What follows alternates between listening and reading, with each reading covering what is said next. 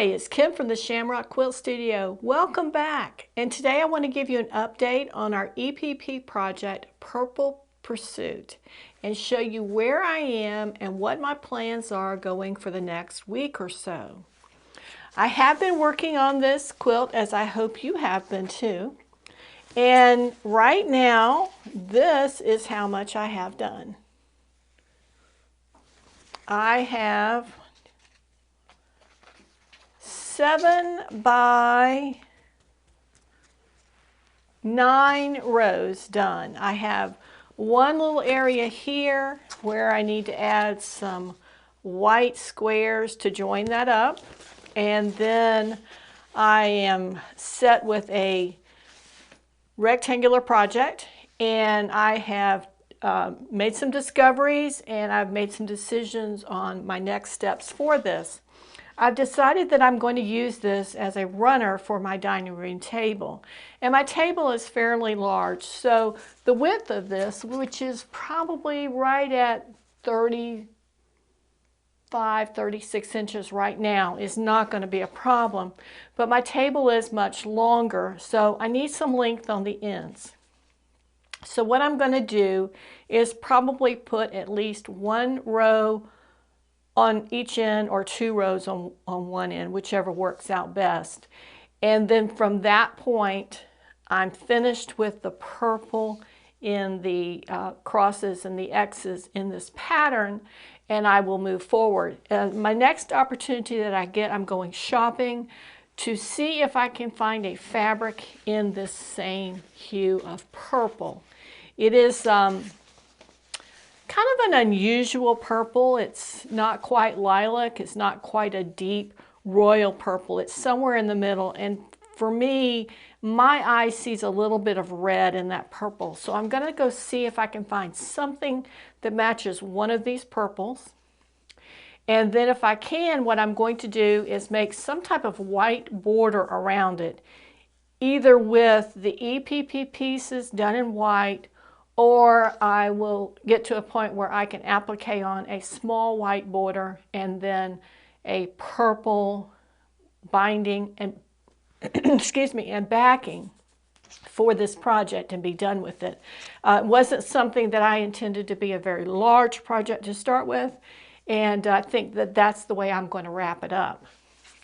So this is, I really consider this a spring project to add a little context to it. Now, the other thing that I've discovered as I'm getting close to wrapping this up, I pulled out all of the fabrics, and what I discovered was there weren't 8 different fabrics, there were actually 10 different fabrics.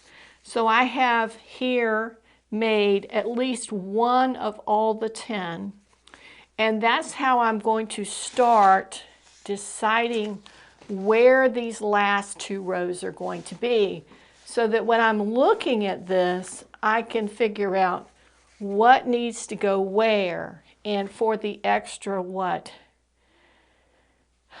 3 or 4 that I need, do I have one made or do I need to make one? I don't want to spend a whole lot of time making honeycombs that I'm not going to need. So that's my next step in this project. It has been very interesting. I think it's moved pretty quickly. I think you will find that if you're just watching the videos for this project and you're not actually making the EPP quilt, I think you'll find that the videos go pretty slowly to watch them once a week.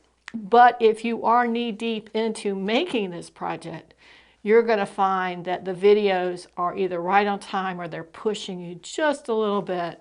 I may be just a little bit ahead of you in the progression of video to video. So that's where we are. I think this is going to be a great little accent for my table for over the summer. It's a color that I don't typically use in my decorating, but I think it'll be really pretty in there. And I can find something to maybe a basket to put on it, or a bouquet of flowers to put on top of it in the middle, or maybe even just some candlesticks in white or some pretty colors that would coordinate with this. It's going to be very nice. And when I put the backing and the batting on it. I'm going to look at my batting options. I probably will use the warm and white because I have it.